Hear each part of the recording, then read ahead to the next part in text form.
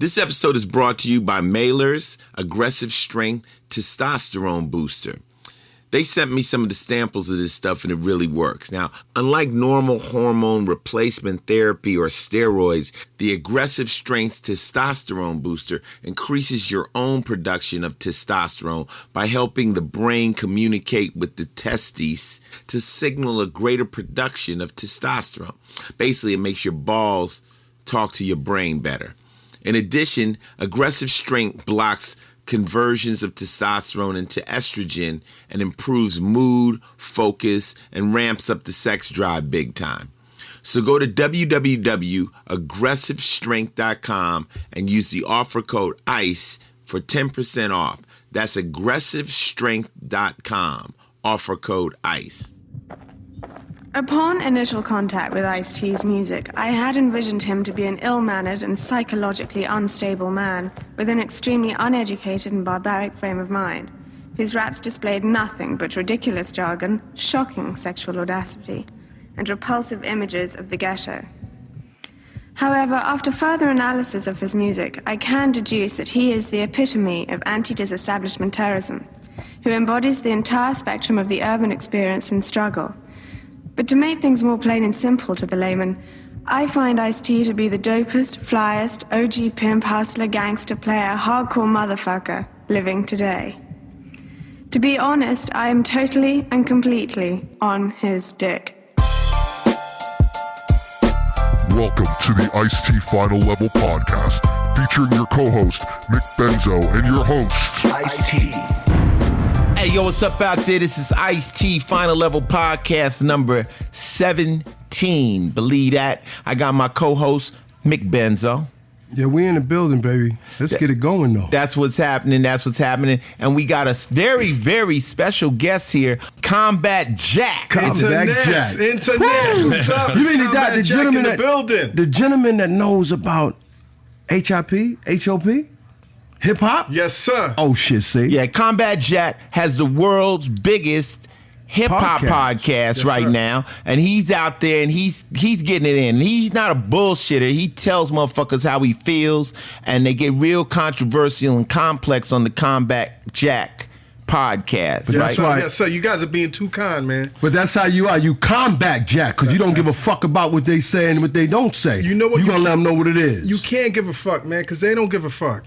Thank you. Combat Jack. So what it right. is I got hip to Combat Jack through Africa Islam. The Prince of Charm? The man that put me on in hip hop. And I started listening to the Combat Jack podcast. And then out of nowhere, they got at me, because he did something with Ben Baller, my buddy from LA. Yes, who spoke very highly of you, That's man. my nephew. Ben Baller, what up, man? Yeah, Ben Baller said Ice needs to get on the Combat Jack. So anyway, they're calling me to be on their podcast. And I'm like, well, why don't you come over? We doing ours today. And my nigga's sitting right here. Yo, let me tell you something, man. I was at a meeting earlier today, man, some, Fifth Avenue fashion meeting, and we were drinking some vodka and actually some tequila. Yeah. So I was feeling nice. Right. Knowing that my day was going to be easy. Easy day. I got the text from Ice like, yo, you want to come on my podcast? I got straight, jumped in the car. Oh, you got and sober. I got sober like that, B. He told That's me what hip hop can do, though. No, Hip-hop, that's what you he get does. sober. Look, my man told me, he said, I have some other, plans, but I'm canceling them. Canceled everything for the Final Level podcast. I had to do some shit with the wife and kids. Yeah, I'm right. And I was Okay. like, hun, you can be mad at me, I'm out. Wow. Hey, that's what real niggas do, though. When it gets real, man. I always tell you, your buddy ain't the guy that parties with you. He's the one that when you call, he'll be standing there under the street light in the rain with the pistol. Oh, shit. You know what I'm saying? Waiting on you like this is what's happening your right back, now. baby. You But you know dig? what? I got to applaud y'all, man, Yeah. because, when we started the Combat Jack Show podcast 4 years ago, it was really accidental. Mm-hmm. So I think it was like about a year and a half ago, somebody tapped me on the shoulder and was like, yo, Ice-T got a podcast now. Mm-hmm. You know what I'm saying? And because we were really comfortable in our space as that premier hip-hop podcast, cats were like, oh shit, what you gonna do now? But we not in the same lane. No. But what I'm saying is I've watched you guys go through the process of building this brand.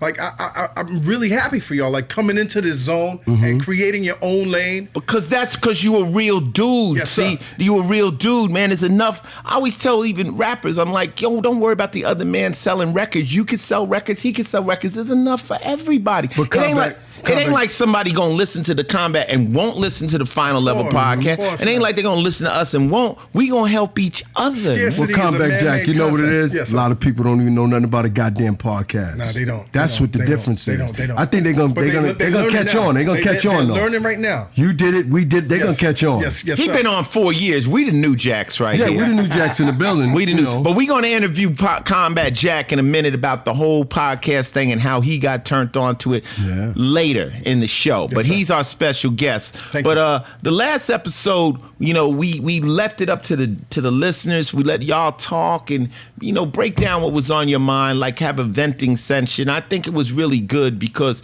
there are a lot of crazy things going on in the world. The world is really not at rest at this moment, and we had to address it. We laugh on this podcast. We try to give you something that's fun and entertaining, but thought-provoking. But I just thought at that moment, it was no time for no jokes. I just wanted to let the people know that we're not oblivious to what's going on Well, at the out time, there. it was a state of emergency for us, so we gave it to our Still listeners is. to talk to them. Still Let is. the listeners talk to our listeners. And it still is a state of emergency. But Yeah. then there's a thing called whipping the dead horse. We don't want to just sit up here and linger on that every show. We'll go. We're going to do a normal show today, and then maybe next one we'll readdress things if things haven't gotten better.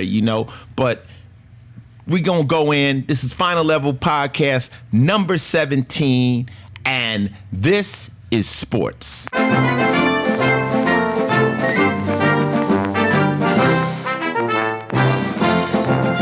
Oh shit, man! You really want to talk about sports? Let's man? talk about sports. I got this young girl, 13 years old, Monet Davis, a female pitcher, not underhanded, overhanded pitching, damn near 70 miles an hour throwing that ball. But break it down to me, player. No, I'm saying basically, Major League Baseball is all about men, right? I don't really think I see women play baseball unless they're doing a little underhand and, playing. This little young female is playing in the Little League World Series. And they just lost, so she's out. But she was throwing the ball at a velocity of 90 miles an hour. That's really Major That's pro League level. Baseball. Pros throwing baseballs straight overhand, not underhand like little girls. Throwing. You heard about that, Combat I Jack? heard about it. And is she playing with the boys? Yes, sir. She's the only female on the team. Yes, sir. That's amazing.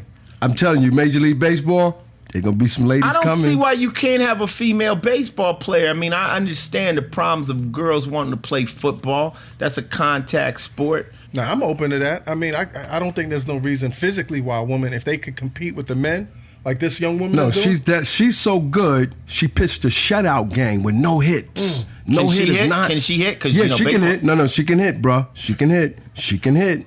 She's got baseball skills. Because she, once again, you said she's playing with boys. guys, with guys, So yeah. she's knocking those balls out with their force. Oh, yeah, they Okay, can't against get their past force. us. They That's can't dope, get man. past us sometimes. That's dope, man. She's fly. Now, that's sports, baby. See? Real sport. What's her name?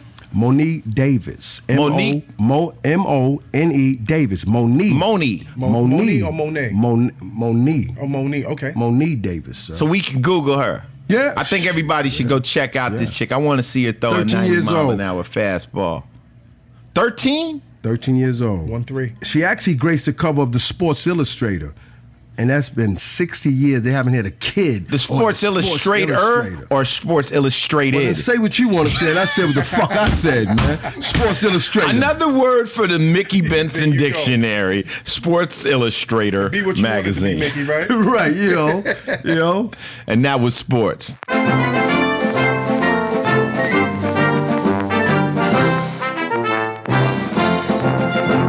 This episode is brought to you by Squarespace. They're the all-in-one platform that makes it fast and easy to create your own professional website. If you can use Facebook, you can create a website on Squarespace. I built Ice-T, FinalLevel.com, and PBHgear.com on Squarespace, and you should use them too. Start with a free trial at squarespace.com with no credit card required. When you're ready to purchase a plan, get 10% off with the offer code ICE. That's squarespace.com, offer code ICE. This is Final Level Podcast number 17, and this is TV. What you watching on TV now? Check out my man 50, Power. That's kind of fly, baby. We had spoke on Power earlier. No, but I'm saying I didn't see the whole season. Or you just binge watched it just now? Yeah, while we were on tour, I watched the whole season. That kid got something. No, he really got something. You know, I missed the whole season, and I gotta get back and binge and watch every episode. You could nitpick it. You know, I loved it, but you can nitpick it because, you know, people, oh, well, this ain't real and that ain't real. But you got to remember, when you're watching television, everything is a little bit put, you know, things are built for drama. A little fluffy. You know, in the movie, in the show, you know, you got the drug dealer who's connected to a girl that he's decided to cheat on his wife with, who happens to be the DEA. Then you got his boy who is so gangster, but it decides he wants to hook up with a crackhead thief. So it's like, it's a lot of dumbness going on. Fictionalized. But it makes good drama, man. You know, it makes good drama. People love it and puts you on the edge of your seat. I think the production value was incredible. I like it. I don't know that much. I like it. Now, Ice, you're no stranger to television. With regard to how they fictionalize it, is this what you're accustomed to or used to seeing? Well, even like on SVU, people always say, well, it's fake. I'm like, yeah, we got to solve a crime in 42 minutes. You know, I mean, that's not, crimes take months and years to solve. Yeah. So, yeah, you know, and every time the phone rings, it'll be the answer. You know, like, I wonder where they are. There they are. Or the DNA test comes in like 20 minutes. Right. You know, we know it takes a week. So that's TV shit. The one thing about acting is you have to suspend reality. Right. That's the key to being an actor. You know, like, once again, you know, with the rhetorical scenario of Ice-T playing a cop, it's always like, you can't be a rock star or a rapper and go on television and say, I want to play me. Right. That's not acting. That's not acting. That's not acting. They're going to say, we're going to make you combat that. You're going to be a school teacher. Yeah. Or can you act like a congressman? And you're like, well, that's not... No, you're acting, motherfucker. Yeah, that is me. I could do that. Yeah. Because acting is make-believe. Yes. So the stories are make-believe, but does it entertain you? It's entertainment. I was entertained by Power, and I'm very proud of the whole production company over there. That's 50 and them, and they did it. And once again, just like we were talking about early with the podcast, when he wins, it gives other people a chance to win. Yeah, Combat won, so now we can win. See? Exactly. It's not competition. No, not at all. It lifts others. Of course. I'm a television producer. I want my shows on the air. You dig what I'm saying? I mean, even though we both rappers, if his show fails, that makes it harder. Oh, no, we took a chance with 50 Cent. It ain't work. Mm-hmm. Now, I can point at 50/50's work. Maybe, you know, this is how you build. It opens the door. I gotta say one thing, though, as far as TV go. We lost one of our good friends, man, Mr. Robin Williams, man. Funniest comedian of all times. I worked with Robin Williams. Funniest guy, from Mark and Mindy to the new show. Mark and Mindy. Mork. What do you take that to? You can have that too. Mark and Mindy. Do what I do. Who is Mark? Do what I do. Nano. That was Nano. That boy Mickey, man. We lost our guy, though. We lost him. It was a great guy and a very funny guy. And a real person. Will be missed. I met Robin Williams on the set of Law and Order. He came on as a guest star, and he was a genuinely cool person. And you know me, you a rapper, you this, that, and the other, and then you see somebody like him who's an A-lister. Mm-hmm. He took the time to come by my dressing room and tell me he was a fan and he knew my stuff. That's hard. I'm like, really? That's hard. Really? You know, and that was something you don't expect, but at the end of the day, we're all people. Mm-hmm. And everything that's on television, we all see together, all the movies. I remember I met Dustin Hoffman, and he was like, my kids love you. I was like, Dustin Hoffman. Wow. You know? That's crazy, right? That's big. But this is where we are. Mm-hmm. So God bless Robin Williams. He was really a nice man to me, and that's a cold thing, you know. So you took me into a sad place with Robin. No, it ain't not supposed to be sad. What was the show? What was the cartoon you were talking about? I'll get you there. It's actually live action. It's not a cartoon. It's called Black Jesus. Black Jesus. Black Jesus by Aaron McGruder, the same cat that did the Boondocks. You know, Okay. he's no longer doing the Boondocks for the Cartoon Network. Okay. He's doing Black Jesus. What And the hell is Black Jesus Black about? Jesus is basically this black Who's on dude. VH1 or something? No, I want to say it's on Adult Swim. Okay, I that want to sounds say like it's a on Adult VH1 Swim, show. but it's Black live Jesus. action, and it's this brother, Jesus Christ, who lives in Compton, and you see him. I only watched the first 2 episodes. Last night they just aired the 3rd episode, yeah. but they show you him, gathering or developing his 12 disciples. And he's a regular brother, but every now and then he'll do some miracles. He ran into some essays, and this one essay had an issue with his eye, and then he healed the essay's eye. So he's really Jesus. He's really not, Jesus. He's not a brother named Jesus. It's like if it's Jesus from the hood. If it was like Jesus, if it was Black Jesus in 2014 in Compton.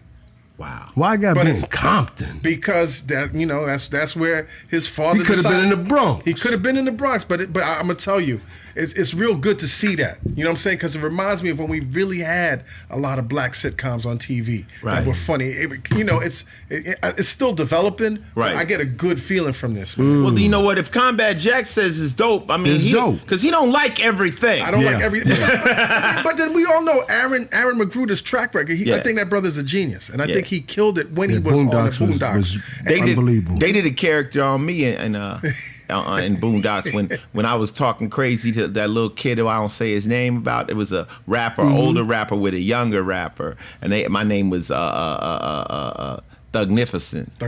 Wait a minute, Thugnificent is based after you? Yeah, me and that's Homeboy when I was talking mess Yeah. to Little Man. That's crazy. And they was like, and I was the old school rapper that was mad at the young school rapper, but I knew that was me. They didn't call him Ice-T. Right. That was Thugnificent. That That was was funny. I knew that was based I on me. know Thugnificent. Thugnificent, man, but for real, man, I strongly advise everybody to check out. Okay. And it's causing controversy too, because Why? a lot of advertisers are complaining that you got a Black Jesus in the hood turning empty bottles into 40s. You know what I'm saying? So there's a lot of pushback from the conservatives and the right wing. Well, if they read the Bible, they said Jesus had nappy hair. Yeah, exactly. So come on, man, stop playing. Why can't we have a Black Jesus? You know what I'm saying? I want Black Santa Claus too. What the hell's the matter? You know, man? my wife, when she was 6 years old, recorded a very popular song called Santa Claus is a Black Man.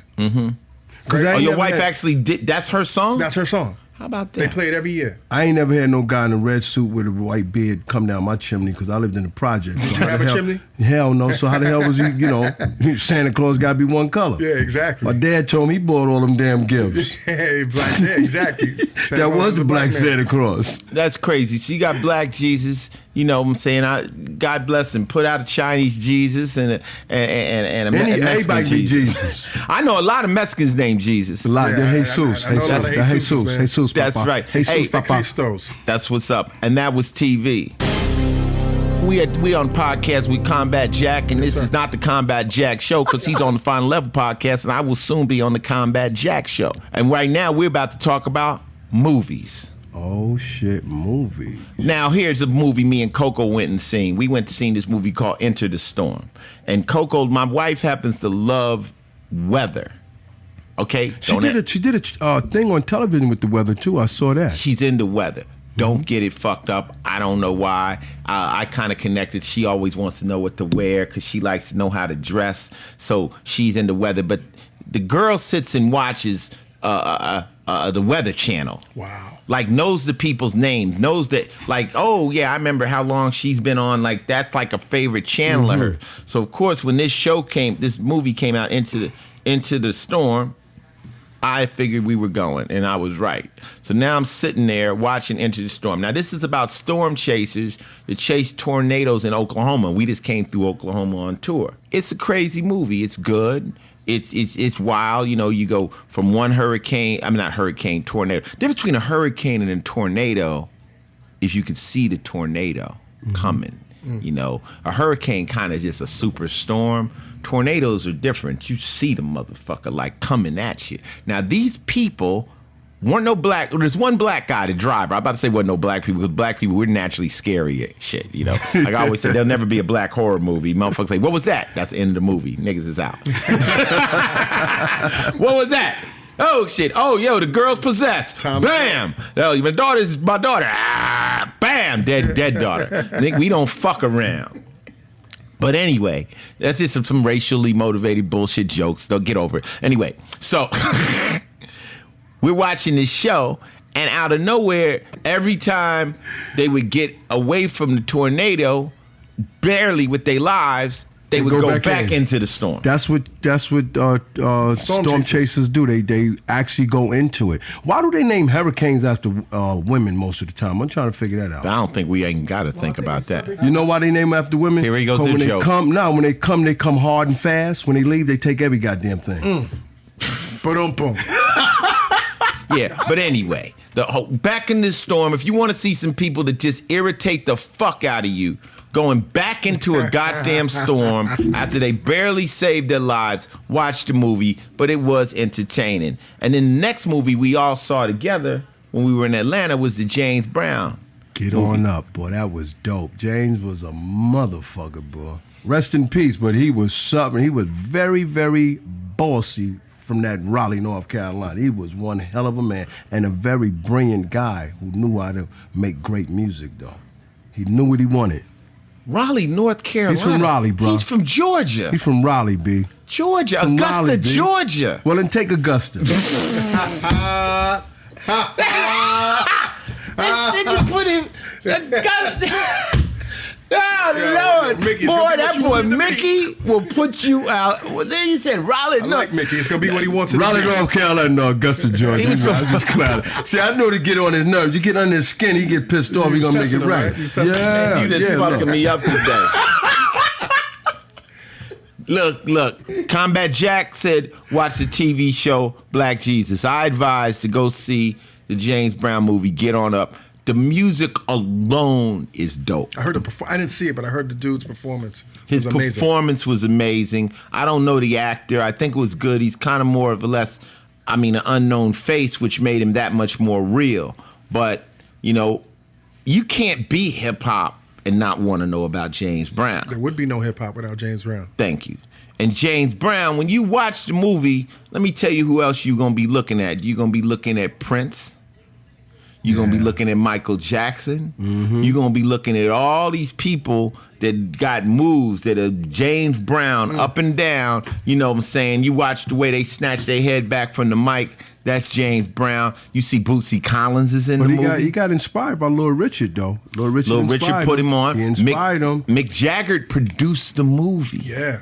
I just read this article about James Brown being mad that he had to open up for an unknown Rolling Stones. Yes, yeah. And that's in the movie. And- That's and in the he- movie. He was like, if these motherfuckers are going to come on after me, I'm going to leave a hole smoking. In this room. Take your stage now. Yeah. Dude, that's what happened in the movie. This is what you see in the movie. That Gotta exact see it. scene Gotta you go just see it. talking You about have to see it, happens though. in the movie. Go see Get On Up. You know what I'm saying? I don't care if it's not at the theaters and buy the bootleg. You just need to see it. It's part of our history. It's part of musical history. James Brown, man, it's you look at James Brown and you do see Mick Jagger. You got to know where these moves come from. You know what I'm saying? It's a great movie. Get On Up. Yeah, Mick Jagger said he did his best. Every time he goes on stage, he's doing his best James Brown. Oh, yeah. Imitation. James was the man. He was the man. You can't go wrong with James Brown. And the man did the mashed potatoes, man. It was crazy. And this dude knew what he was doing. He did the camel walk. He did all that. He brought a lot of them dancers to life. Yeah, it's cold. So And that's he's from Augusta, Georgia. You know that. Yeah, from Richmond, Virginia. That's No, I Mick said Vince. Raleigh, Raleigh. The fuck's North the matter Carolina, with these niggas? you know. North What Mick Carolina. wants it to be. But it's Augusta, Georgia. For And sure. that was movies.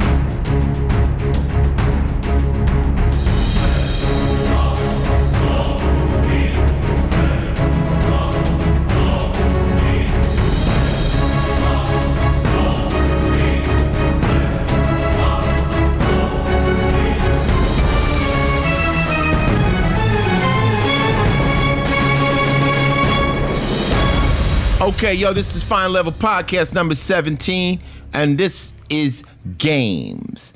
I've been falling behind on my gaming because we've been out on tour. I only got the 360 out there. I've been playing a lot of games. Like I was playing old games like Dead Rising 2, just killing zombies and stuff. And, you know, I enjoy playing games. For some reason, Mickey does not understand. I don't understand why grown-ass men want to sit home and play games. Enough that the kids do it. Man, let me tell you something. I play games. And it's, Speak on it, Jack. man, it's entertaining. It's like watching a movie. I don't play And no if you- motherfucking if you, games. If you watch movies? I don't play games, But do man. you watch? I ain't got time for games. Do you watch movies? Yeah. It's the same damn thing.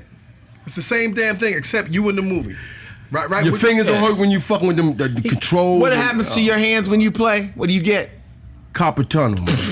Carpal tunnel, baby. Copper tunnel?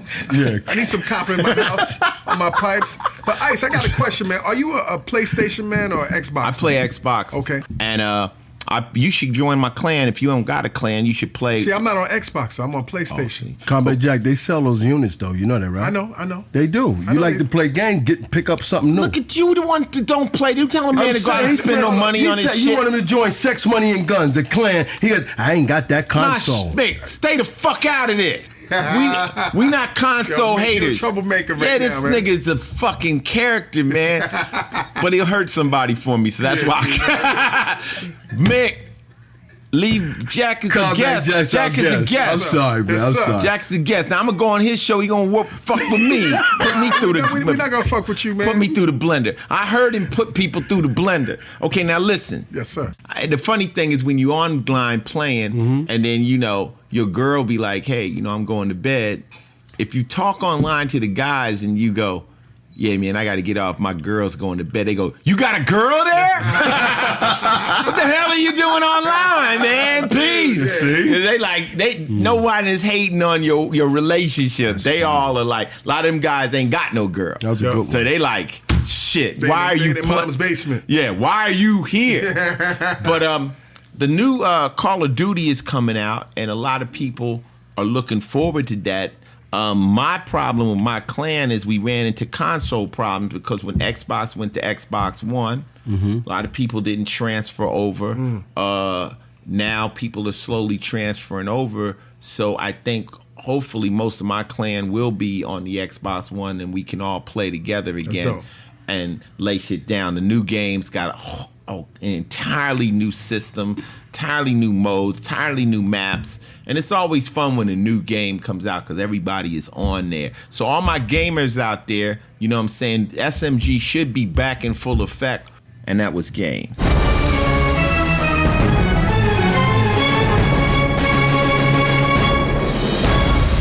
Hey guys, as I always say, real strength is a strong body and a strong mind. Also, if I didn't stay in shape, some young cat would just come outrun me or something and take my job at Law and Order. That's why I recommend Mailer's Aggressive Strength Testosterone Booster. Unlike hormone replacement therapy or steroids, the Aggressive Strength Testosterone Booster increases your own production of testosterone by helping the brain communicate with the testes to signal greater production of testosterone. In addition, Aggressive Strength blocks conversion of testosterone into estrogen and improves mood, focus, and basically just ramps up the sex drive big time. For detailed information, feedback from real-world users, and Aggressive Strength nutrition supplement bundles, go to www.aggressivestrength.com today. Be sure to use the coupon code ICE when you order to get 10% off. That's aggressivestrength.com, offer code ICE.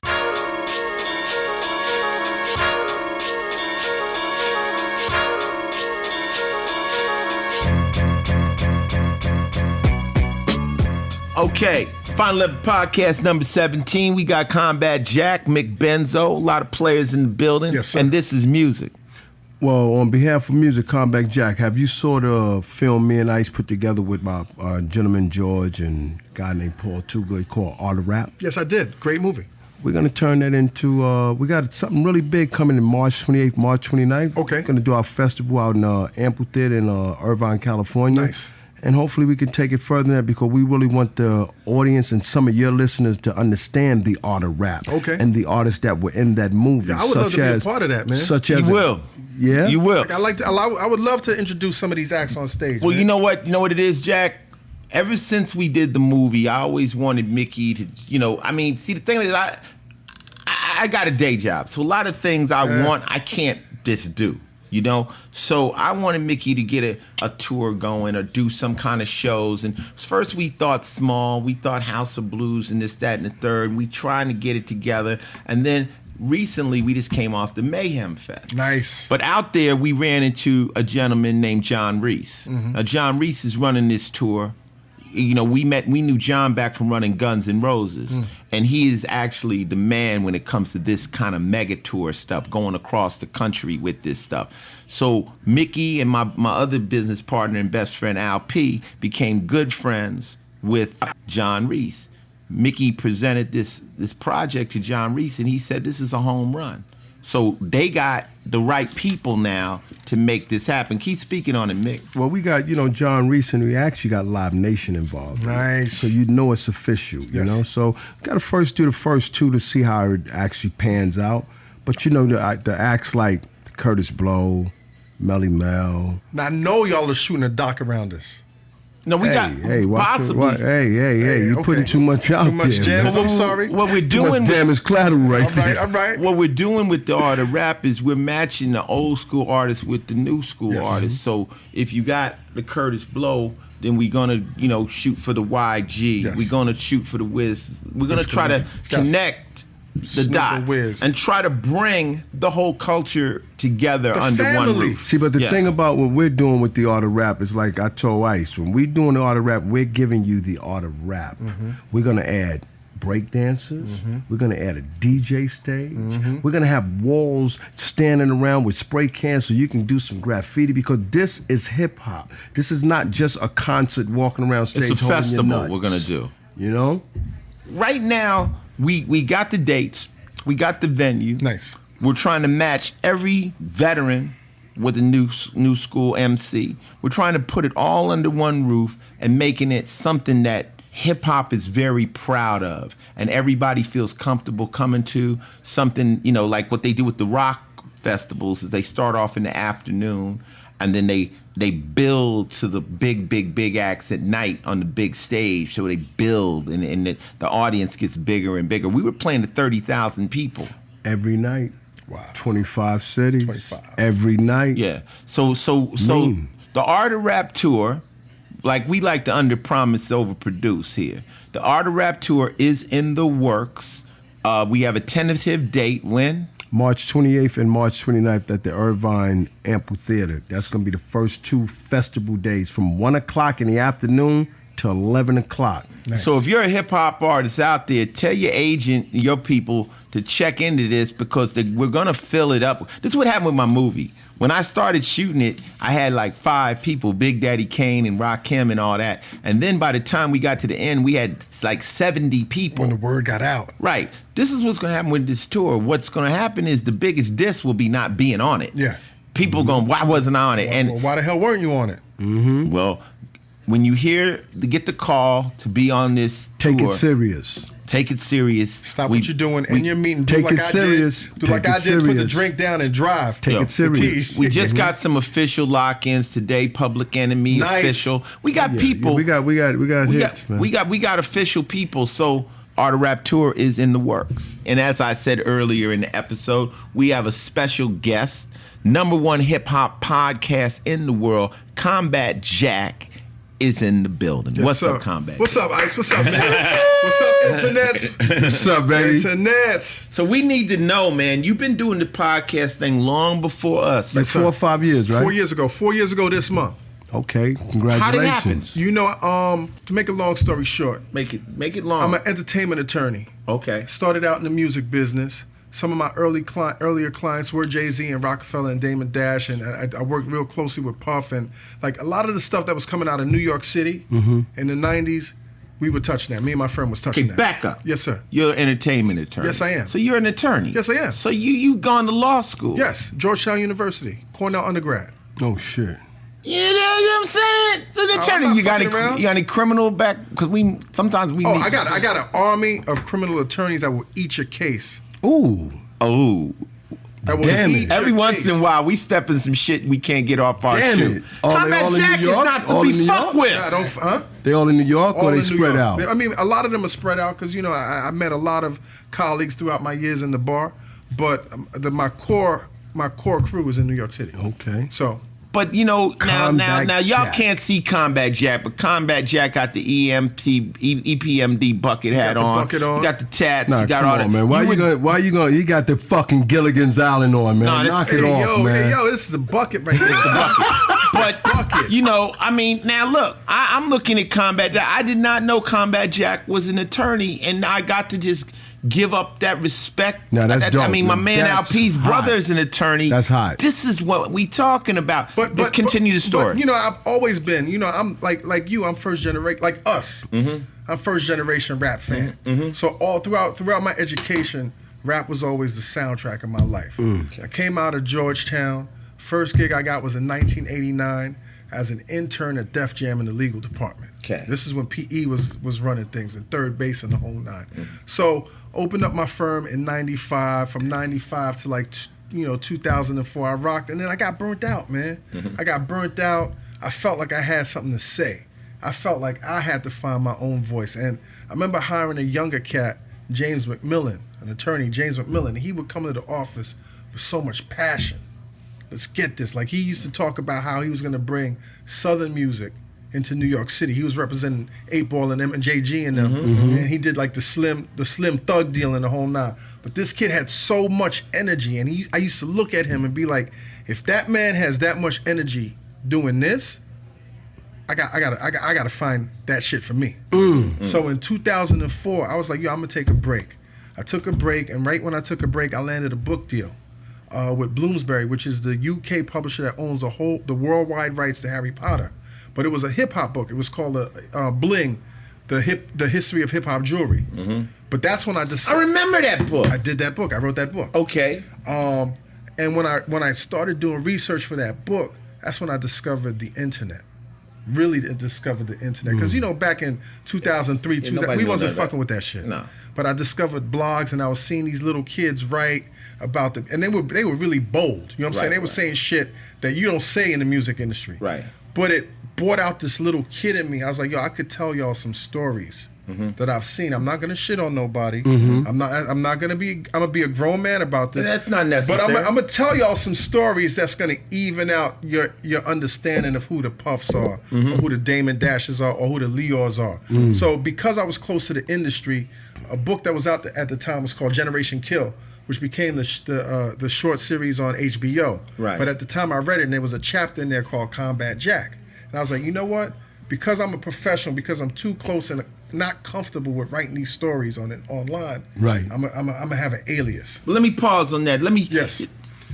What you just said was a jewel. Like, if you come from something, you have another perspective on it. And like, that's one of the benefits I have from being so long in the game. Yes. Because what you see today, I saw a long time ago. Like you spoke on Lior. I mean, Lior ran a club in LA called the Mix Club. So you knew him from back then. Yes, and before Run DMC. Before it all. And he would bring Run and them out there to perform in Houdini at his club. That's how he met Russell. And I remember when Lior told me, because we were friends, I would, no matter who he would bring in from out of town, I would be the opening act because I was the LA act. Right. And he told me that he was going to go to New York to manage Run DMC. And I'm like, Lior, you're out of your fucking mind. You're a club promoter. Right. Russell liked him. And at the same time, once again, that's when Glenn Friedman was in the game. What up, Glenn? And Glenn was a friend of Rick. And he was giving me all the insight on Public Enemy before it came out and all this stuff. But it was weird. And then in Crush Groove, I saw Lior in the dorm. And I'm like, he's really doing it. He's doing it. Next thing you know, I come out, it's the Dope Jam Tour or whatever, Fresh Fest or something like that, and Lior is the man. The man. He's the man. He actually did what he set out to do. But the beauty of it, Lior went on later on to run Warner Brothers Records. Yes, he did. And all that. And now he's running his new label, 300.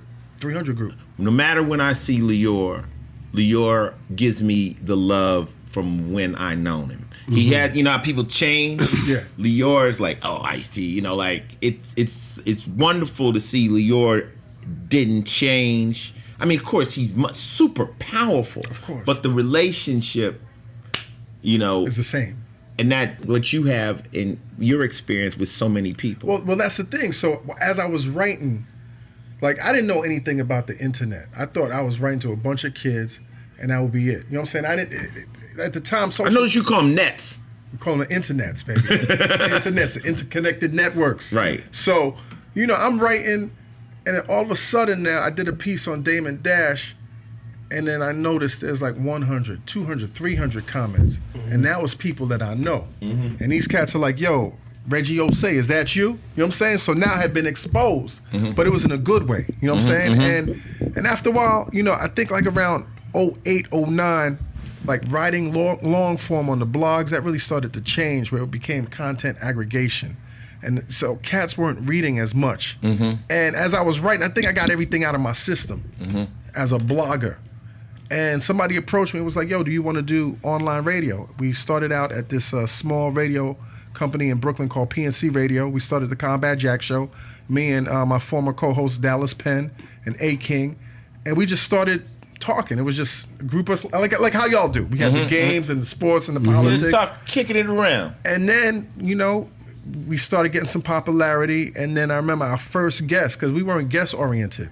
Our first guest was Sean Price, Matthew Ragazzino, and Super DJ Clark Kent.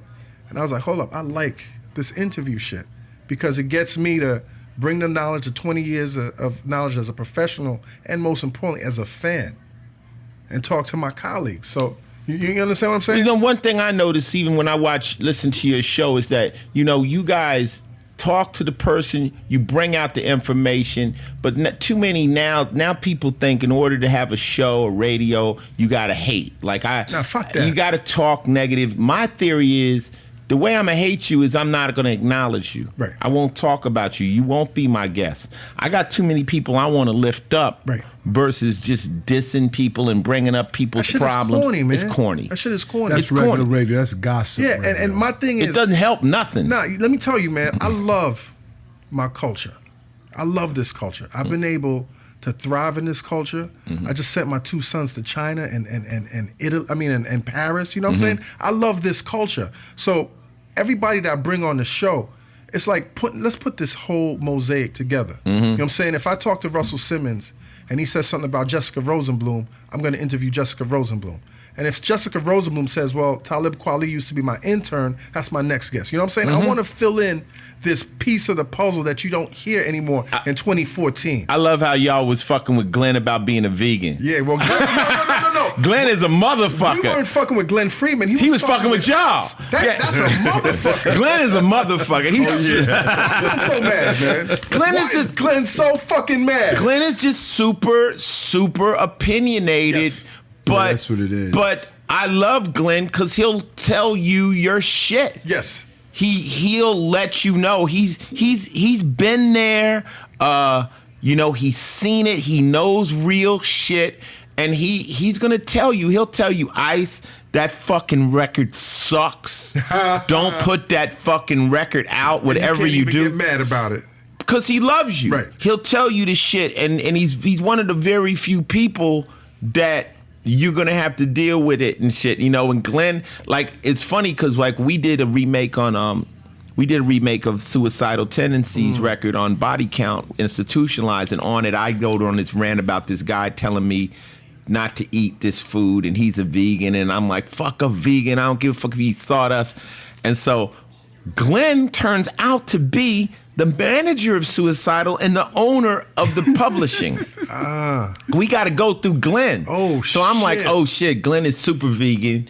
And then Glenn was like, yo, Ice, you went in hard on the vegans on that record, yo. I'm like, yeah, man, but you know, he says, I approve the shit. What, motherfuckers don't think I got a sense of humor?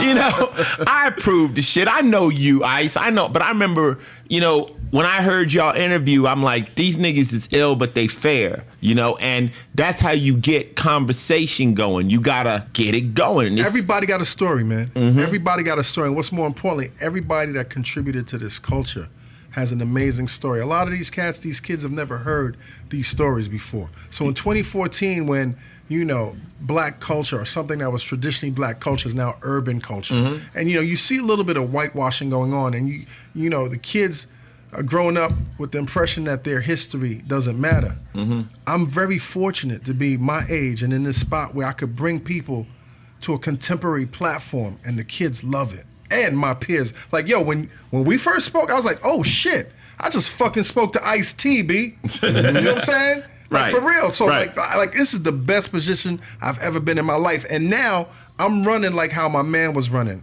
The dude that I hired that has so much passion. Mm-hmm, you I'm feeling it. I'm running harder than these kids right now. Yeah, because this is what it is. You know, with hip hop especially, it is a culture, and it's a lot of the kids don't know. Like when we did the art of rap, they don't know it, and they just don't know where to get it. Right. It's not that they don't want to know it. It's just that no one's giving it to them. And there's too much information out there anyway, so sometimes you got to just serve it to them.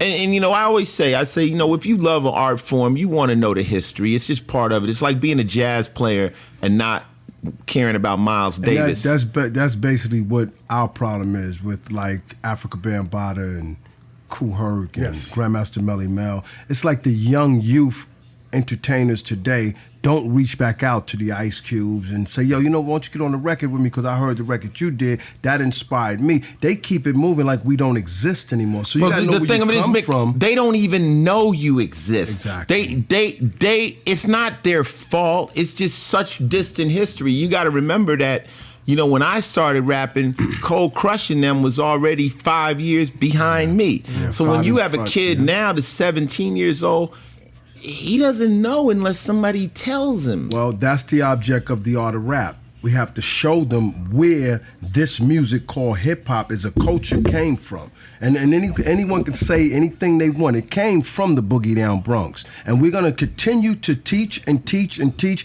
as Universal Zulu Nation members until it gets embedded into their mind. Yeah, but one thing is, though, and Combat Jacks will explain it, and I totally understand, some people care and some people don't. Right. Well, that's why we're doing a Universal Hip Hop Museum in the Boogie Down Bronx. There's no way you can figure out and find out your history about this music. But Mickey, if you don't care, you don't care. They will. We have no platform for them, Ice. When I give them this museum in the Boogie Down Bronx from the Universal Hip Hop They won't Museum, go if they don't care. People go to Rock and Roll Hall of Fame. They don't care. This is what my point. You have to understand the point. I understand. Those that do will seek out the information. Others that don't care just don't care. Right. What I learned about hip hop is it's still got to be entertaining. You can't preach to your audience. You know what I'm saying? Mm-hmm. And I think that's what we do. We created a show that's real entertaining. It takes you back where you can smell the blunt smoke in the air. Mm-hmm. You know what I'm saying? Or you can feel the tension when the guns came out or when Puff did his first deal. We take you there, but it's real entertaining. Right. It's and the people that tune in to Combat Jack show are those that care. Those that care. But a lot, you know, we got a lot of an increasing younger audience that really wouldn't care until they hear these stories because they didn't know if they cared or not. Right. You know? Yeah, it's interesting. It's interesting. Reaching backwards is always an interesting procedure. Right. You know, me myself, I just tell it to you, and those who give a fuck get it, and others, you know, I have to always go forward. Right. You know, but the history of hip hop and where we come from and what we've been through, it's what it is. Yeah. And thank God for Combat Jack show. And now, question though, so how did you get turned on to podcasts? Well, the radio station that we were working at, they had to undergo some renovations, and they were going to take like a 6-month break. And I couldn't afford to take a 6-month break because online, digitally, when you're building a brand, you have to be consistent.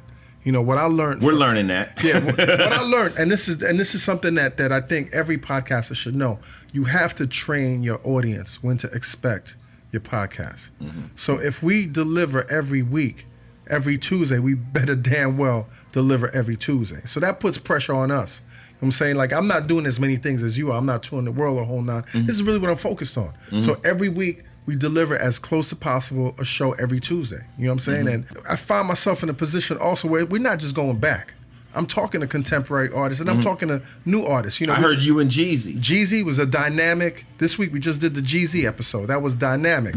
I also just interviewed yesterday Kevin Gates, who's this brother from New Orleans, crazy brother, young brother on the come up. So, but I try to tie the past, the present, and the future. And the craziest shit I heard that was really misguided, I'm sure you heard about it also, was from another major media outlet this year when they were saying that Chuck D was irrelevant. It really put me in a position for Chuck to really notice my voice. Because Chuck wasn't doing any interviews. And he's like, I hear what you're doing, but I'm not doing any interviews until he heard one of our episodes, the Freddie Fox episode. Right. Freddie's the homie. Man. Bumpy Knuckles. When Chuck D heard that episode, he's like, I gotta be on your show.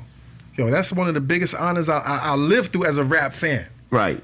Well, that's what it is. I'm saying, the people that you want to talk to, they going to hear your work first. It's just like making a record. You're going to know what the other person sounds like before you even collaborate. So you had to respect me to come on my show. I had to respect you to return the call to be like, I'm down, but then that comes through your folks. Like, okay, well, Ben's my dude. This is the way people get down in life, I can't wait for your interview, B. The crazy shit with Chuck D and being irrelevant, this new word that these motherfuckers want to throw around daily, relevance and this, that, and the third. I always tell people, relevance is all perspective. Yes. What's relevant to you might be the new sneakers. What relevant to me might be jet fuel. Of course. So when you tell me Chuck D ain't relevant to you, dumb motherfucker, but he's relevant to a lot of other people. So the relevance is just based on your perspective. Yes. And that word, you're irrelevant to who? That's a dangerous word right now, because that's how you really eliminate somebody's power. Don't listen to that cat. That cat is irrelevant. And to who? To whoever their audience is. To their audience. That's the key. But the dangerous thing is when that's coming from a big platform.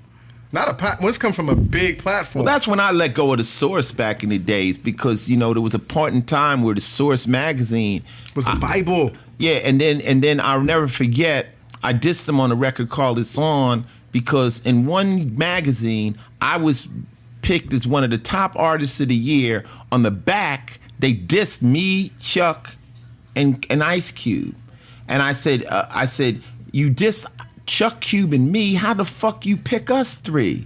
You just I dissed them, bunch of hoes making money off the pros. It's like, I always said, like, you're not the source, we're the source. You're reporting on the source.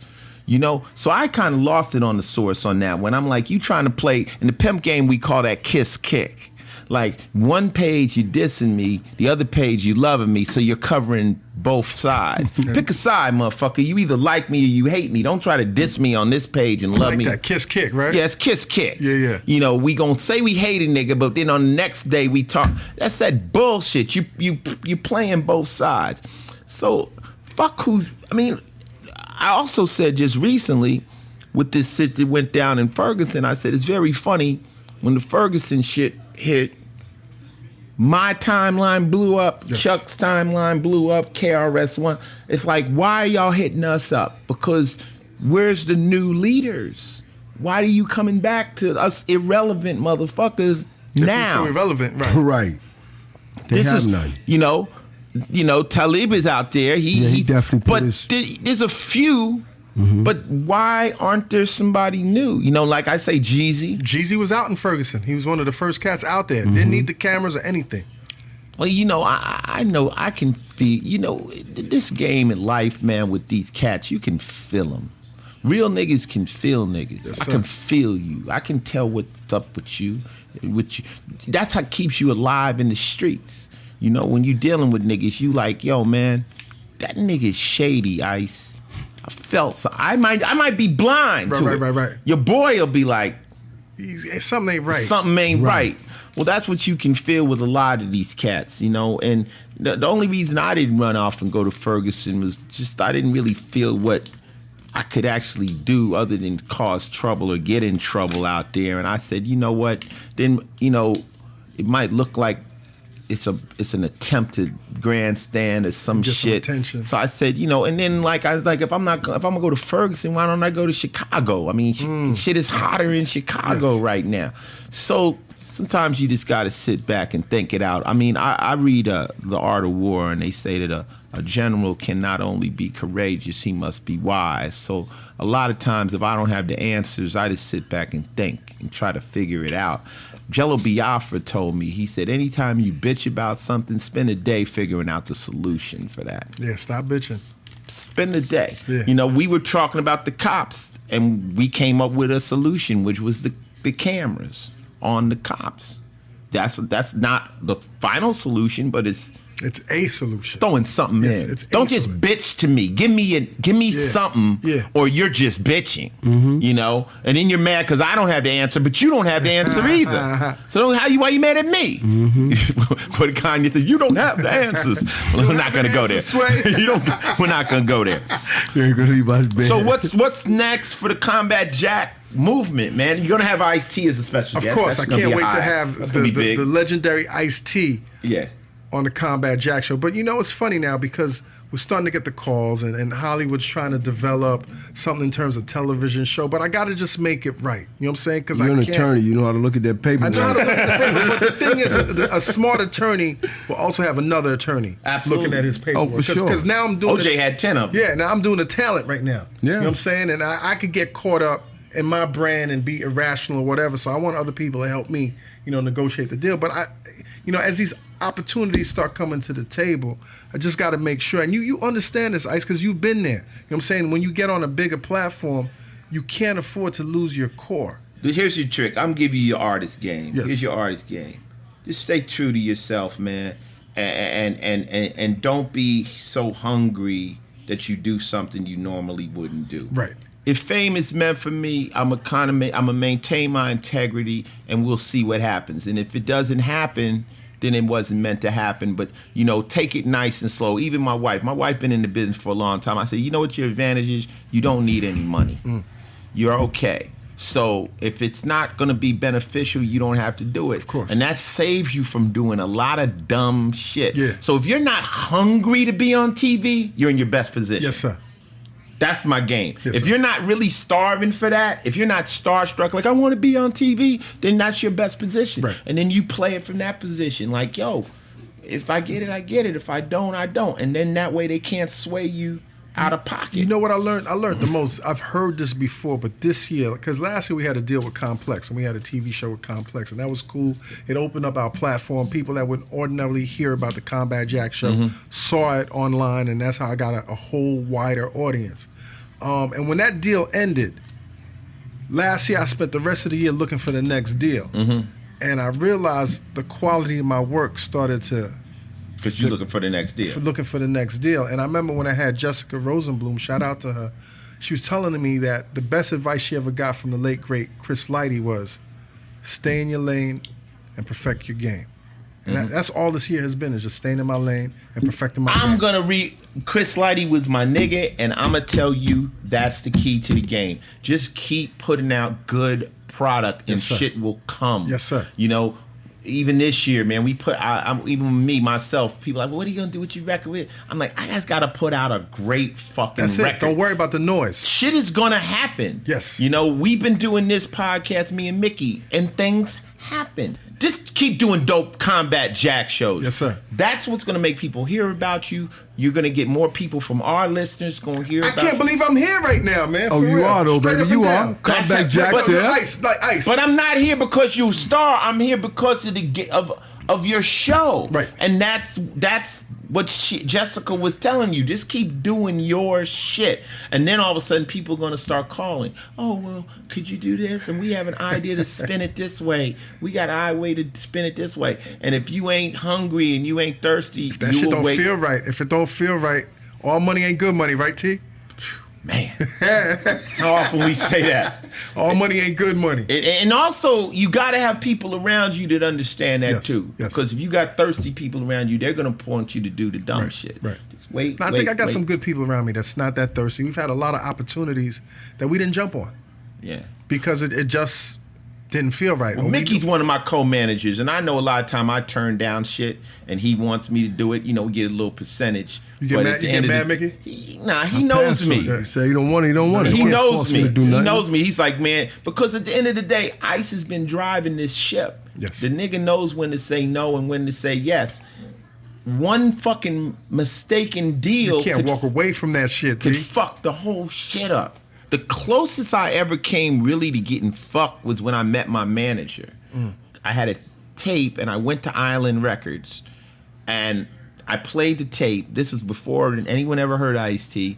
And the guy wanted to buy my publishing for life for $10,000. Damn. And George, my manager, was an intern there. And when the boss left the room, George says, I do college promotion, but the only way you should sign that deal is if you never plan on making a record. That's the only way you're gonna win. He says, people sell their publishing for millions of dollars. If you're really planning on being an artist, don't take it. Now, to me at that time, $10,000 was a Braun. That was a big Cadillac. You know, that was legal money. That was. I would have been the Ballin'. shit. $10,000. Right. Yeah, I would have came back to the hood zesty that day, and I was touching right then. I wasn't having money, but he stopped that deal. That's dope, and then man. he said to me, I said, well, what do you want? He said, let me take this tape and let me see if I can make something happen. And he's been my manager for how many years, George? 30 years, no Wow. contract. Wow. The best contracts I've seen are the handshake contracts. Yeah, no contract and stuff. I always wanted to do a book called the Show Business Fuck Book. Maybe me and you could do it together. We could do it. Basically, everyone in show business has, Gotten fucked. that's okay. Hey, yo. That's it. Okay, right. All right, but they are still successful. Yes. Okay, so Combat Jack, man. Anything you else? Let's plug everything. Listen, internets, we're on iTunes. We got a great deal with iTunes, man. We get great real estate. iTunes, The Combat Jack Show. Go to SoundCloud, The Combat Jack Show, and go to thecombatjackshow.com. On Twitter, I'm combat_Jack. Yo, fuck with us, man. You won't be Free? sorry. Is your show free for them? Show is free. All right, they ain't got to pay nothing. We're about to start putting some paywalls, though, on some of the premium On the episodes. archives. Archives and maybe some premium. So we're talking about it right now. But right now, everything we got 4 years of content online for free. Digging those crates. It's a lot of gems. You're gonna enjoy it. You're gonna find out a lot about this culture, man. And it's funny, man. You're gonna have a good time. And podcasts, initially, a lot of things weren't based around, what we do, hip hop and things of that nature. If that's something that you're into, check out Combat Jack Show. You won't be sorry. Thank you. Okay. Thank you, Ice. All Appreciate right. that. That's the business.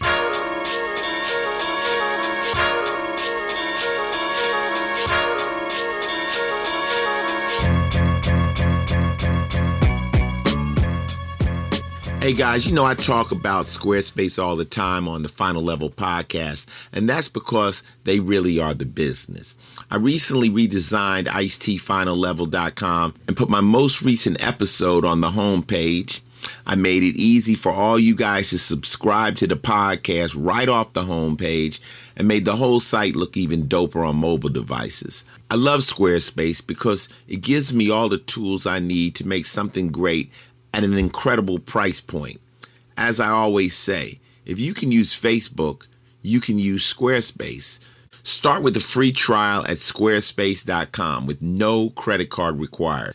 When you're blown away and ready to confirm a plan, just use the offer code ICE to get 10% off.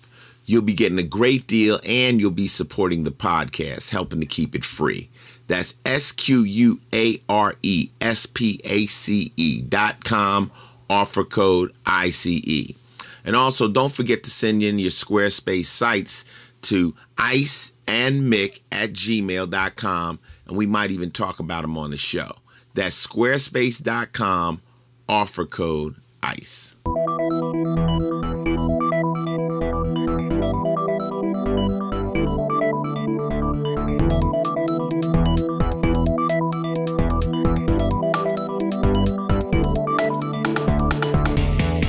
Hey, yo, this is Final Level Podcast number 17 now. We talked on a long time ago on podcast about me doing the audio work or the voiceover work or reading the audio book of a Dungeons and Dragons book. Well, guess what? The goddamn book is out. People seem to love it. They tit me on Twitter talking about they heard it already. And we have on the line right now Bob Salvador, who actually is the author of this He's book. Calling in right now? He's on the line. What's up, shit. Bob? Hey, Bob. Hello. What have you been up to, man? Not much, just writing and having fun. Just got back from Gen Con, which is the biggest gamers convention in the world. It was a lot of fun. How is that going with me reading that Dungeons and Dragons? I mean, that was the most complicated shit I ever read in my life. I didn't even know that they were doing it. And my wife had read your blog when you were talking about it. Right? And she comes up and says, Bob, this sounds familiar. And I looked at it and I said, hey, that's one of my stories. How cool is that? Well, let me ask you, Bob, since you write this stuff, where do you come up with those names and all that stuff? And can you pronounce those names? Because, I mean, it's like... Hell no. That's what I wanted to hear. The man that writes the Dungeons and Dragons, because they're meant to be read in your head, right? Yeah, I mean, you don't read it out loud usually. You read it in your head. So you say whatever you want, whatever sounds right and works. I think you're giving a lot. I think you're fucking up the erection to a lot of geeks out there because they believe there are correct pronunciations to these words, and they're quick to tell me I pronounced Mesoblosopotania wrong, you know, because they know about the place. It was an interesting story when you take the names out of it. I think one of the most difficult things for me to do was to do the conversations between the elves and the three ladies, and I had to do voices. That was crazy. Well, I mean, here's the thing. This whole thing is supposed to just be fun for me. You know what I mean? And a weird thing happened when I've been writing all these books, because I've been doing this for 28 years. Wow. I've written like 50 books. See? I'm the guy who killed Chewbacca. Okay. In a book. Okay. Seriously, I'm not kidding. And I had death threats from every Star Wars fan in the country. Wait a minute. Whoa, pause. Kind of funny, actually. Hold up, whoa, pause. This is good. You killed Chewbacca in one of your books? They made me. And what happened was Del Rey Books won the license to do the Star Wars books. I was working for them on a different series at the time, and they called me up and said, hey, we want you to kick off this big series for us. And so they told me what they had in mind in this book series they were writing, and they wanted me to do the first book, and I had to go from like point A to point B and come up with all these things that they were going to use later. So I wrote the outline, I sent it in, and then I get on a phone call with Lucasfilm and with Del Rey, and they said, this outlines exactly what we want, but didn't anyone tell you? You have to kill Chewbacca. And I was like, screw that.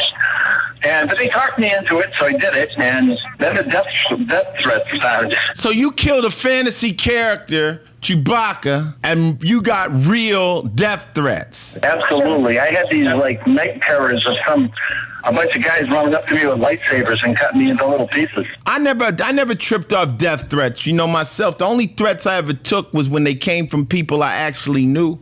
Like, you know, if I was in the street and I know these cats over here and, you know, such and such said he gonna kill you, well, then that's a true threat. Yeah. But when it comes from abstract people from nowhere, you know, we always in the streets, we say real dogs don't bark, they bite. You won't get a threat, you just catch a hot one. But anyway, hey man, it was an honor to read your book. I mean, the honor was mine, man. You have no idea. When I read that blog, and first of all, I was a big SVU fan, and I loved your character on that. And I'm not just sucking up, because you already did the reading, so even if you hate me, it doesn't matter. But when I found out that you had read one of the stories, I was like, this is like too cool. This is awesome. So the honor's mine. Thank you so much for being a part of that. Hey, well, thank you, man. Thank you, man. You got me hip with the Dungeons and Dragons, people. One thing that Ice didn't have on his bucket list, but I'm in there now, so it's cool, and they ain't gave me nothing but love, so thank you, homie. All right? So we'll talk to you later. Feel free to call in. All right. Well, if you're ever in Boston and you want to play a game, give me a call. Okay, yo, that was Bob. And Bob, I'm not going to read another one of your books. I will be on the cover of the fucking Entertainment Weekly if I do it for the amount of money I'm going to charge you. No, I'm just fucking with you. It's difficult. And he said it, Mickey. He said these books are not meant to be read out loud. You're supposed to read them to yourself. So you can make the name up. To your nerd friends. Hey, yo, Ice. Talking to Bob was real sweet, but we also got the outtakes from the Dungeon and Dragon recording session exclusively on Final Level Podcast. Check it out. To toss Duart be so easy just for her to say you. Pulling himself up and starting back to the east and the Pegasi. These motherfuckers like directions, east to the south to the north. Yeah, I think you could chart this shit out on a map. I think that's what this is all about. Yeah, these sentences are so fucking long. This motherfucker likes commas, right? Shown at them. I don't know what that means. All right, whatever. I'll say it. Here we go. A mighty warrior, no doubt. How's that for a bitch? Is this how kingdoms are born? Oh, shit. You got to get all your boys high and have them do mushrooms and shit. Say, make some name. Rillafane, Rallafit. Write that one down. Elephant, Rallafik. Obadul, Drizdit. I never even seen that word in my life. How do you say that word? How do you say that? But, man, you try to read this shit. It's the hardest part about reading this shit. I couldn't write this shit to save my life. What is a scimitar? That little part right there seemed like the most simple shit he wrote so far. That was like I was reading a regular book by covering her. Damn. I can look at normal words and now I think they're weird words. Jesus. What a difference a day makes. That's what I say. You never know what you're going to do. You never know. You don't guide life, you ride life. And here I am reading Dungeons and Dragons and playing a cop on TV. What the fuck, man? If you watch Iso's Coco, I look at that shit and go, God damn it. This shit is crazy. Elevating, baby. You don't stay at the same level you started at. That's why you play them games, right? Do you stay on this first level every game you play on, or you elevated? Keep elevating. Try to get to the final level. Final level podcast. God damn it. Yeah. Okay, yo, this is Final Level Podcast number 17. This is one of the favorite segments on our show. Oh, yeah. It's called I'm Not a Hater, but I Hate Shit.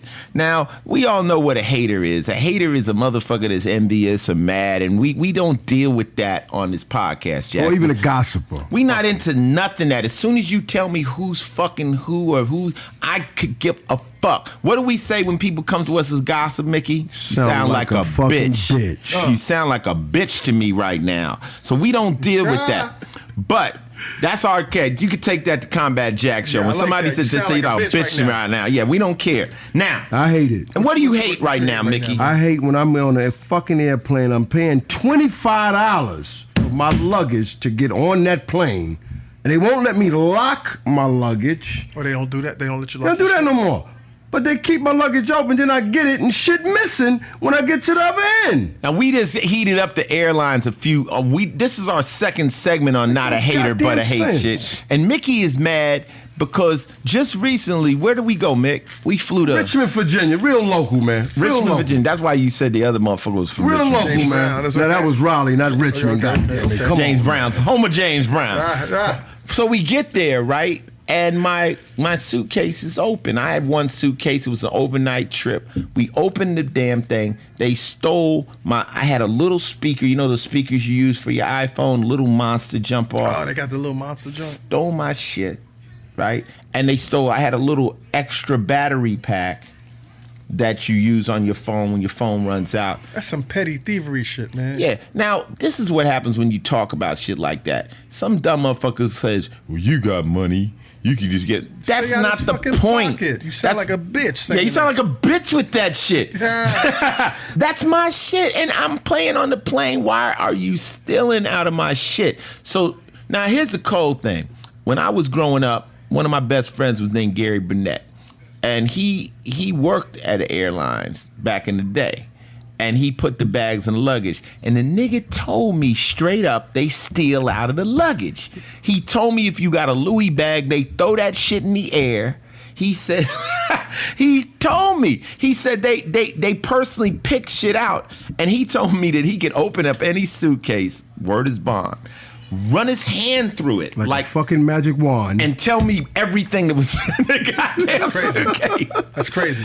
So they stole my shit. Now the full price of all this stuff might be like less than $100. That's not the point, bro. That's not the point. They went through you wouldn't have packed it if you didn't want it. Yeah, now, man. What do you do when this happens on an airline? You know what you do? what I've learned is this, man. And this is the beauty of social media. You can go and complain to like the service department. You could do this, and you could try to get on the phone. You get on Twitter, particularly somebody like yourself, and you say, I don't fuck with this airline. You do that. They will reach out to you fucking immediately. Okay, we about to do that. What airline was that? United Airlines. United motherfucking Airlines stole my shit. You gotta at them. Get on Twitter and say Nah, fuck that. We're on a podcast. We got a few 100,000 of you motherfuckers. No. We They ain't got fucking somebody, with y'all. They got somebody looking over their Twitter okay, account they right look now. over Twitter. You send that, they will call you in 2 seconds. On the flight from LaGuardia Airport. LaGuardia Airport. To Richmond, Virginia. Y'all And- know where that at, United Airlines. United Airlines, somebody on that flight stole Ice-T shit and he's pissed. And motherfucker, you got my shit and you're probably listening to this podcast with my goddamn speaker, you motherfucking cocksucker. Fuck you. United Airlines. Combat Jack. Yeah. What you think about niggas just stealing shit out of your motherfucking luggage? Won't let you lock your luggage. And I used to be a thief. There's nothing a thief hates worse than getting stole from. You know what I'm saying? And don't tell me karma, motherfucker. You sound like a bitch right now. We are pissed at, I'm not a hater, but I hate shit. I hate United Airlines. United Airlines Get your shit stole together, some United shit out of my motherfucker. Not even some expensive shit. That's why I don't put jewelry. This is the word. Here's the game. Don't put nothing really valuable in your carry-on. I mean, some dirty goddamn drawers in there. Let him reach his hand in some shitty ass under underwear. this shit. I mean, you know, the scary thing is, even with Coco, her shoes are like jewelry. I mean, girls' shoes can cost $300, $400, $500. Shit. Soon as she saw that, she saw my speaker gone. She said, my shoes. She went and started checking for her shoes. I'm like, bitch, I'm talking about my motherfucking speaker. She's like, well, my shoes. Oh, my shoes are there. So women, if you're worried about your shoes, you might want a nice size carry-on for your kicks too, because I'm sure they'll steal some shoes. If some Carry-on is the Louboutins, red They're taking bottoms. home to their girl. They're taking home to their girl. If my man. trip is less than Dave. 2 weeks, I'm taking one carry-on, man. It's scary, man. All right, so we not a hater, but we hate shit. You know, we hate airline food. We also hate the fact y'all stealing out of our luggage but won't allow us to lock it. I'm not a hater, but I hate that shit.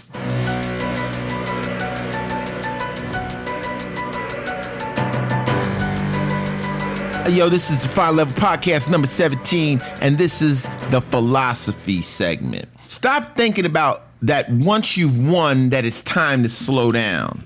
You know, when you reach the top, that's when you push.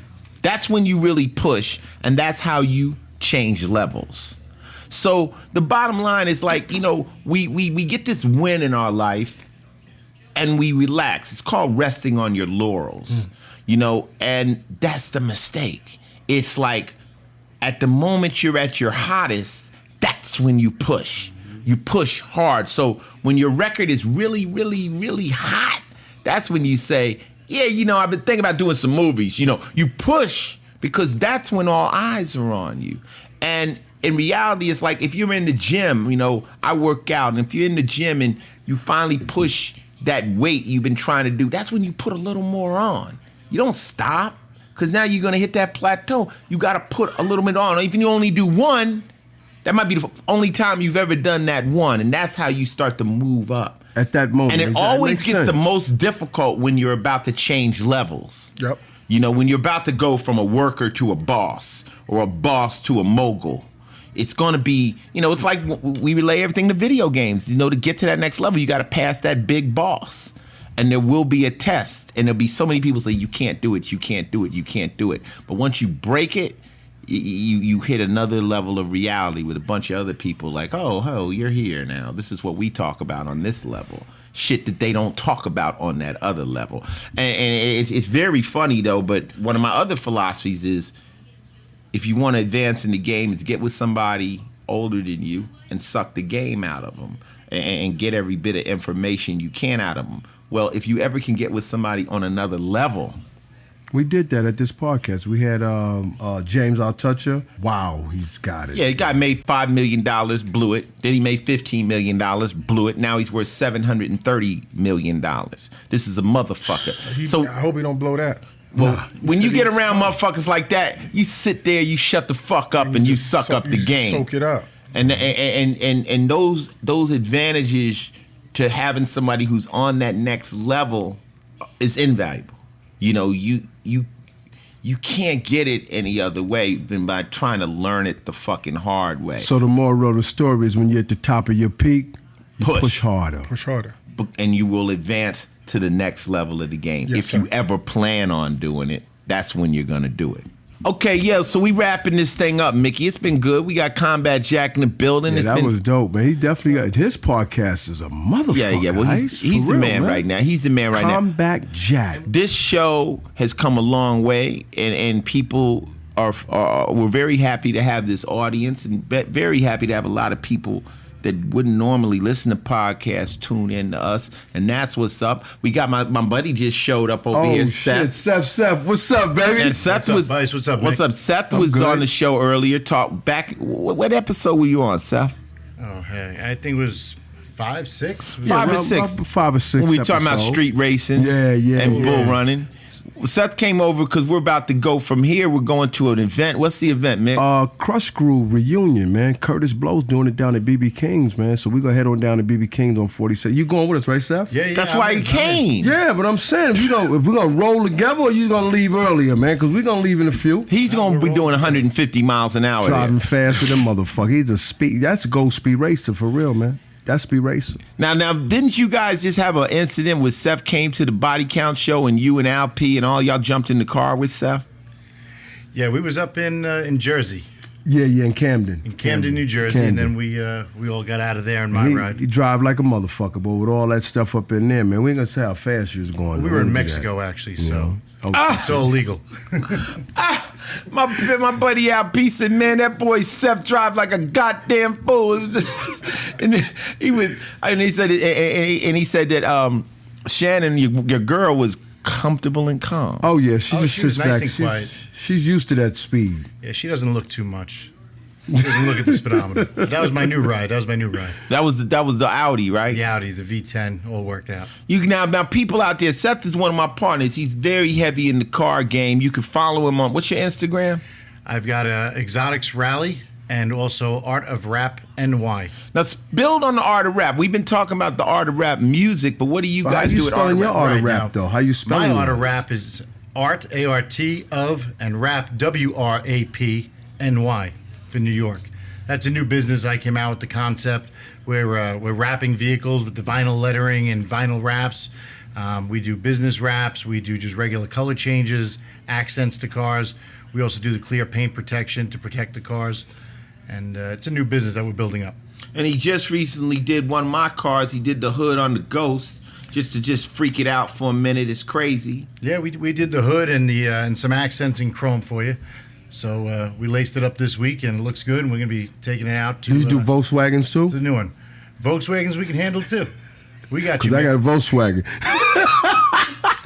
Mick, we can do your, I ain't got we a can do your Ghost. mini bike, your GoPro, I ain't got a whatever you Ghost, got. man. I got a moped. You do mopeds? Absolutely. Wrap that shit in polka dots, nigga. Fuck you talking about? This That's is the hard crime rate, rap. baby. But Come it's on, cold. man. I'm going to tell you how fly Seth is, though. You know, when he came up with the idea for the company, which is definitely a play on words, you know, he didn't just start the company. He called me. He said, Ice, man, I want to do this company. I got an idea called the Art of Rap. You know, I don't know if that would be disrespectful to hip hop. I mean, he was very concerned. I'm like, nah, it's actually fly. But just the fact that he thought to say, you know, I'm gonna mess with this term you created. Is it cool? That just lets you know his character. He's a fly respect, bro. It's motherfucker. called respect. It's called respect. Yeah, that's Seth what it is. Rose, my man. Yeah, so we gonna have some fun tonight. Everybody, thanks for listening. Combat Jack, you want to say anything signing out? Nah, man, I think you guys are great. I appreciate coming through, man. I can't wait for your interview. Yeah. I'm saying, yo, Mickey, Doing man, it in 2 weeks. It's an honor to meet you, man, and keep doing what y'all doing, man. This podcast thing is getting bigger and bigger, and I foresee in the near future that they're going to have podcast stations in everybody's car.